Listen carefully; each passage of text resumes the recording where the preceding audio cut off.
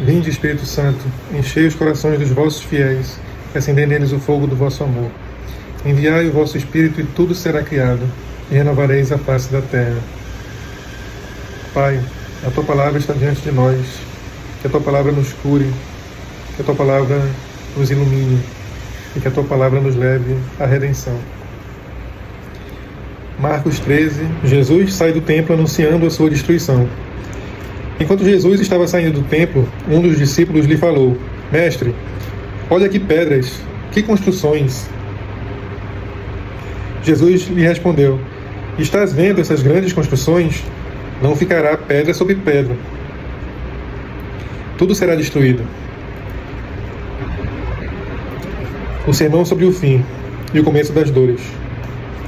E quando ele sentou-se no Monte das Oliveiras, de frente ao templo, Pedro, Tiago, João e André perguntaram-lhe em particular: Conta-nos quando será e que sinal haverá quando estas coisas todas começarem a se cumprir. Jesus então começou a dizer-lhes: Cuidado, que ninguém vos engane. Muitos virão usando meu nome e dizendo: Sou eu, e enganarão muita gente. Quando ouvirdes falar de batalhas e notícias de guerras, não fiqueis alarmados. É preciso que essas coisas aconteçam, mas ainda não é o fim. De fato, há de se levantar nação contra nação, e reino contra reino. Haverá terremotos em vários lugares, e muita fome. Isso é o começo das dores. As perseguições. Cuidado quanto a vós mesmos. Sereis entregues aos tribunais e castigados nas sinagogas. Por minha causa, comparecereis diante de governadores e reis, para dar testemunho diante deles. Primeiro, porém, deve ser proclamado o Evangelho a todas as nações. Quando vos levarem para vos entregar, não vos preocupeis com o que falar. Falai o que vos for dado naquela hora, pois não sois vós que falareis, mas o Espírito Santo. O irmão entregará à morte o próprio irmão. O pai entregará o filho. Os filhos se rebelarão contra os pais e os matarão. Por causa de meu nome sereis odiados por todos, mas quem perseverar até o fim, esse será salvo. A grande tribulação. Quando virdes a abominação desolada e desoladora instalada onde não deve, o leitor entenda: os que estiverem na Judéia fujam para os montes.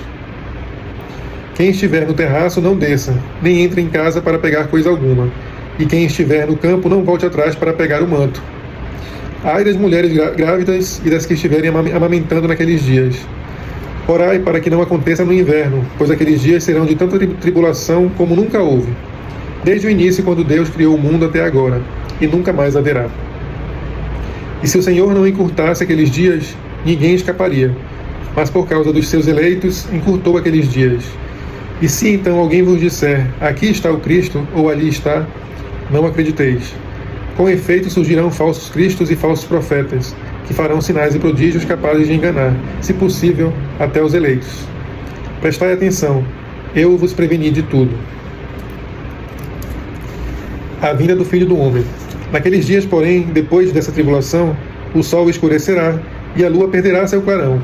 As estrelas cairão do céu e as potências celestes serão abaladas. E então verão o Filho do Homem vindo das nuvens com grande poder e glória.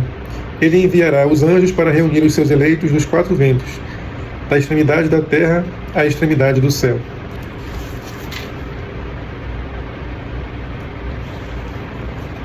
Da parábola da figueira aprendei a lição. Quando os seus ramos vicejam e as folhas começam a brotar, sabeis que o verão está perto. Vós, do mesmo modo, quando virdes acontecer essas coisas, sabei que está próximo, às portas. Em verdade eu vos digo, esta geração não passará até que tudo isso aconteça. O céu e a terra passarão, mas as minhas palavras jamais passarão.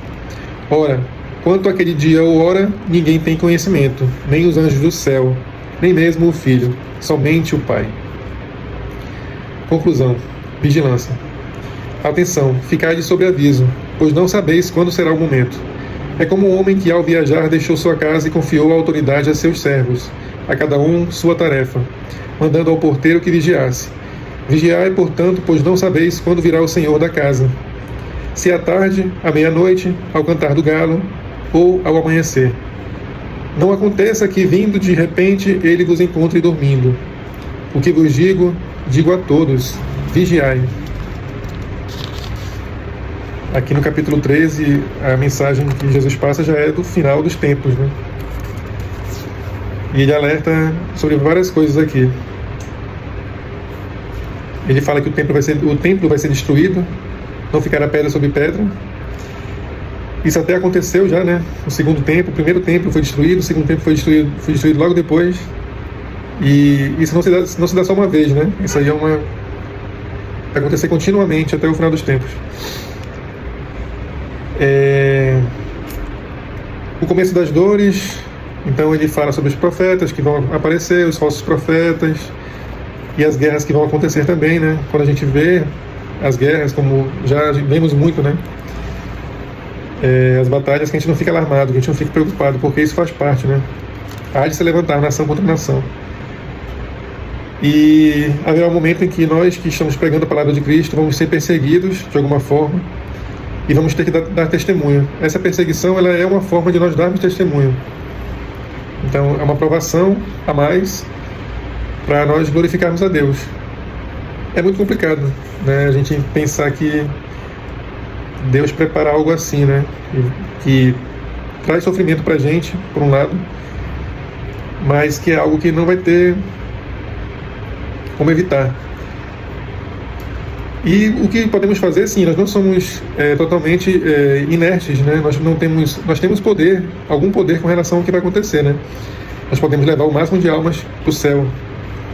Então, nos testemunhos, nós vamos levar almas, né? Na nossa luta aqui para levar o Evangelho, ele fala que leve a todas as nações, nós vamos levar a verdade de Cristo, que em respeito a todas as religiões, inclusive ao judaísmo, né? Que era a religião base da Bíblia aqui, mas é uma realidade diferente agora, né? Então é preciso que todos os povos conheçam isso, né?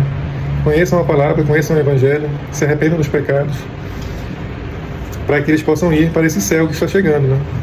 Não tem mais tempo para outras teorias, para outras discussões. Jesus fala aqui que não há mais tempo. O Evangelho tem que ser pregado, tem que ser aceito por quem quiser ir para o céu, que já é o que vem depois disso aqui, né? E que é a vida. Por isso que Jesus é a vida, né? Ele vai levar todos os que se arrependerem e aceitarem, né, a essa vida. E lógico, quem não for, morrerá. E ele alerta com relação aos falsos profetas e também fala da vinda dele, né? A vinda gloriosa, que é uma coisa também aí bonita, né? Apesar de uma parte aqui de bastante apreensão nossa, né? E que nós também não devemos levar. É um ensinamento que eu acho que me dá essa leitura, né? Que são coisas que Jesus está revelando para a gente sobre o final dos tempos, coisas que a gente não tinha antes na Bíblia, né? Tinha as profecias, mas agora é o próprio Cristo falando, né? Então, é uma previsão para um preparo nosso, não para a gente ficar alarmado, pelo contrário, para a gente se entregar cada vez mais a Deus. Tudo isso é um processo, né? É uma coisa que a gente já vem vivendo há muito tempo, né?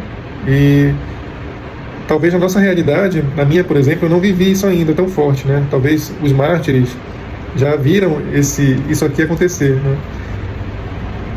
Como a gente viu aqui ainda agora, né? Ele fala da destruição do templo, ele já aconteceu. Essa destruição do templo já aconteceu. Ela já aconteceu. Então algumas pessoas já viveram isso. Isso é um contínuo, né? Até o final dos tempos. Então, é por isso que aqueles que passaram por isso trouxeram muito conhecimento à igreja, né? Os santos, os mártires, né? E nós temos que ouvir esses conhecimentos. Não podemos desprezar, porque ali tem um tesouro precioso para quem ainda não passou por aquilo. Uma coisa é o nosso cristianismo aqui da igreja, né? Dos padres, até dos pastores evangélicos, né? Uma coisa é essa realidade aqui, a outra coisa é a realidade que já aconteceu e que os mártires passaram, inclusive aqueles que defenderam, né? Criaram e defenderam a Bíblia. Então é importante meditar sobre isso, né? Que o nosso cristianismo talvez ainda não seja preparado para esse tipo de desafio, e precisa ser. É por isso que Jesus fala que nós precisamos, se possível, entregar tudo aos pobres, né? E segui-lo. Esses vão ser realmente os filhos preparados para guiar o povo, inclusive, né?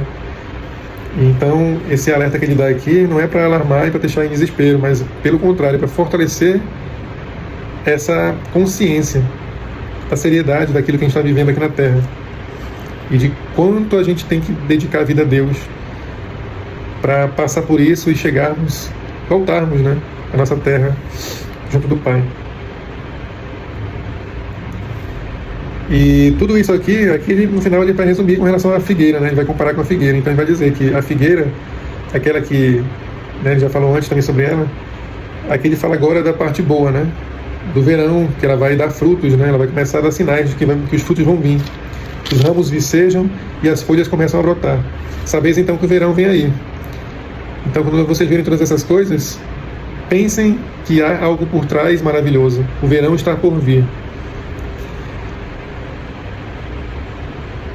E essa geração não passará até que tudo aconteça. Quer dizer, se você está vendo que o verão está chegando, aqui ficou uma leitura, eu não vou entrar nisso porque eu não sou teólogo, né? Mas gera aqui um mistério nessa parte da leitura, quando ele fala que essa geração não passará até que tudo isso aconteça. Eu não sei aqui dizer se ele falava da geração deles lá, na época de Jesus, ou se ele fala da geração que vê esse verão chegando. Então essa geração talvez possa ter essa interpretação, né? Essa geração que está vendo esse verão chegando, as guerras, os falsos profetas, etc. Essa geração talvez não termine sem que o fim dos tempos aconteça.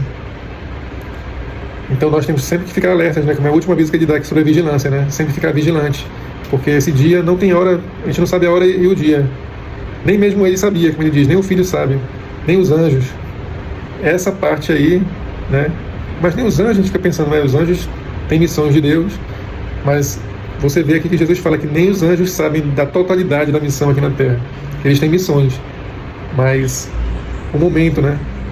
A hora que... Então, aqui é um detalhe, né? De coisas e muitas outras coisas que devem ter que nem os anjos sabem, né? E nem mesmo Jesus. Então é algo realmente intrínseco à criação, muito profundo, né? E há muitas coisas ainda que hão de vir, que a gente não sabe, muito profundas sobre nós, sobre o nosso futuro. Imagina aí, né, uma coisa que Jesus deixa aberto aqui pra gente imaginar, né? Tem coisas que nem ele sabe, tem coisas que nem os anjos sabem. Então, nós temos que ficar vigilantes para passar disso para a vida. E lá ainda tem muito mais coisa, né? E também aqui o que é importante que ele fala, né, que o céu e a terra passarão, mas as minhas palavras jamais passarão. Então, as palavras dele sempre vão ser o nosso caminho, a nossa luz, né?